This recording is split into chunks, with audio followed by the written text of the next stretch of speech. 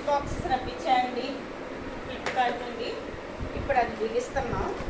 బిగించేటప్పుడు చిన్న mistake, just ఇలా పెట్టి టప్మని కొట్టాను, దిగట్లేదు కదా అని. ఇలా పెట్టి మా చేతితో ఇలా కొట్టేసరికి ఇది టప్మని పగిలింది. మళ్ళీ దీనికి ప్లాస్టర్ వేసి బిగిస్తున్నాం అన్నమాట. అంటే నేను ఇది ఎందుకు చెప్తున్నానంటే, మీరు చేసుకునేటప్పుడు అలాగా టప్మని కొట్టకండి, నెమ్మదిగా డీల్ చేయండి, ఓకేనా?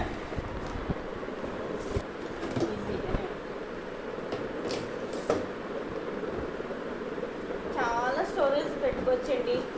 చిన్న మనం ఫైల్స్, పేపర్స్, మెడిసిన్స్, టాబ్లెట్స్, ఏదైనా మెడిసిన్ అన్న టాబ్లెట్ అయినా ఉంటే ఇదని తిట్టుకోకండి.